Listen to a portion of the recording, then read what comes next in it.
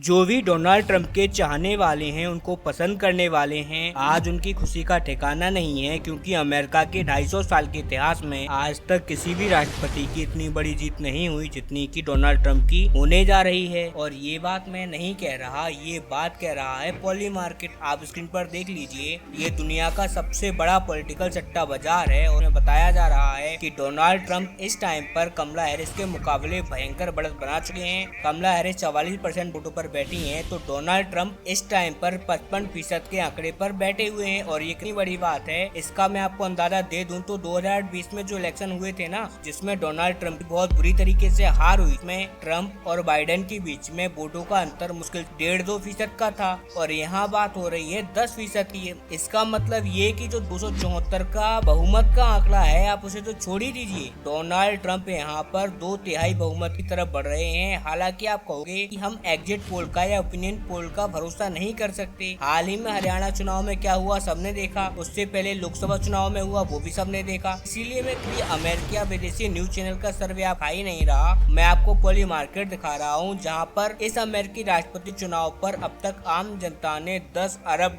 लगा दिए हैं अपने खुद के पैसे। अब आप खुद सोचिए, जहाँ पर आम जनता पैसे लगा रही है करोड़ों की संख्या में, इसका मतलब असली जनमत लोगों का असली रुझान पॉली मार्केट ही आपको देगा। और सबसे मजेदार बात तो ये है कि अगर मैं आपको अमेरिकी न्यूज चैनल के सर्वे दिखाने लग गया तो आप अपना माथा पीट लोगे। अगर आपको यकीन नहीं आता तो चलिए मैं आपको छोटा सा एग्जांपल बताता हूँ। आप ये देखिए, ये न्यूयॉर्क टाइम्स है। न्यूयॉर्क टाइम्स ने कभी भी अभी तक डोनाल्ड ट्रंप को कभी भी कमला हैरिस से आगे बताया ही नहीं। हैरान की बात ये है कि जब ट्रंप पर गोली चली थी ना, अमेरिका के लगभग सारे न्यूज चैनल ने, चाहे फिर डोनाल्ड ट्रंप के खिलाफ ही क्यों ना हो, उन्होंने भी ट्रंप को आगे दिखा दिया था। लेकिन यहाँ पर देखिए, न्यूयॉर्क टाइम्स अमेरिका का जो सबसे बड़ा न्यूज़पेपर है, वो तब भी कमला हैरिस को आगे बता रहा था। और ऐसा इसीलिए ताकि जो कमला हैरिस का कार्डर है वो मोटिवेट रहे, वो डिमोटिवेट ना हो जाए, वो निराश ना हो जाए, हताश ना हो जाए। और साथ ही जो कमला हैरिस का वोट बैंक है, वो बूथ तक वोट डालने पहुंचे ही ना कि हार तो रही है कमला हैरिस, हम क्यों वोट डालने जाए। इसीलिए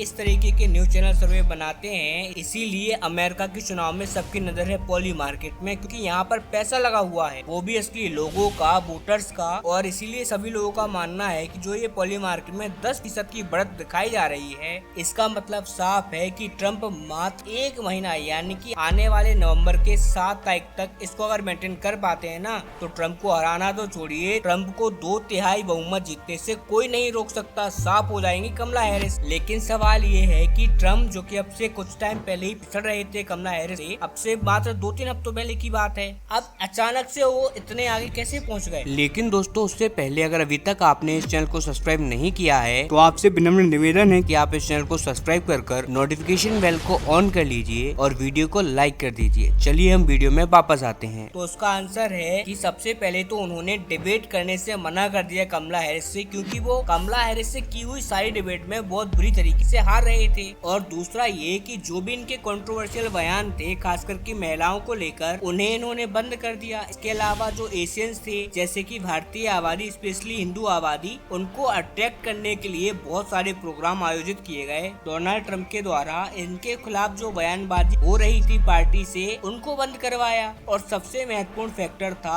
इलोन मस्क का सपोर्ट। इलोन मस्क एक बहुत ही पॉपुलर व्यक्ति हैं, न केवल अमेरिका में बल्कि पूरे वर्ल्ड में। और इलोन मस्क ने डोनाल्ड ट्रंप को एकदम खुला सपोर्ट दिया है, जिससे कि उनको जबरदस्त मोमेंटम मिला। और इन्हीं कारणों की वजह से डोनाल्ड ट्रंप कमला हैरिस के कंपैरिजन में बहुत बड़ी बढ़त बना चुके हैं। और अब इस आंकड़े को कम करना कमला हैरिस के लिए किसी माउंटेन पर चढ़ने से कम नहीं है। और ये बहुत विशालकाय बढ़त है। लेकिन ट्रंप के साथ समस्या एक है, और वो ये कि ट्रंप जिस शख्सियत के आदमी है ना, वो इस बढ़त को माइनस में ले जा सकते हैं सिर्फ एक बयान से। और इसीलिए उन्हें अपने जबान पर कंट्रोल रखना होगा 1 महीना, उसके बाद उन्हें राष्ट्रपति बनने से कोई नहीं रोक सकता।